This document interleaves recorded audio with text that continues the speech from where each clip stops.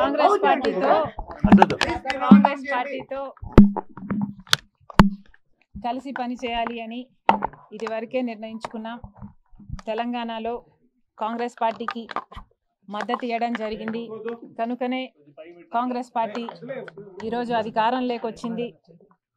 కేసీఆర్ గారి ప్రజా వ్యతిరేక ప్రభుత్వాన్ని దించడంలో వైఎస్ఆర్ తెలంగాణ పార్టీ చాలా పెద్ద పాత్ర పోషించింది. 31 నియోజకవర్గాలలో కాంగ్రెస్ పార్టీ గెలుపు కేవలం 10,000 మెజారిటీతో గెలిచారు. దానికి కారణం మేము పోటీ చేయకపోవడం.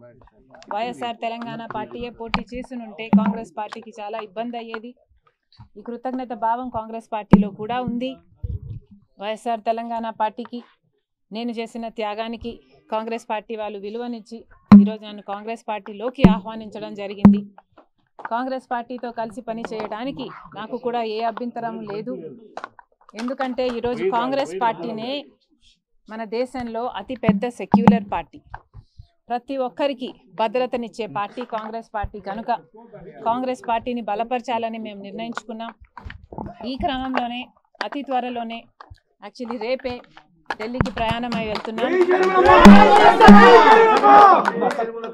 1-2 రోజుల్లోనే మీ అన్ని ప్రశ్నలకు ಸಮಾಧಾನಾಲು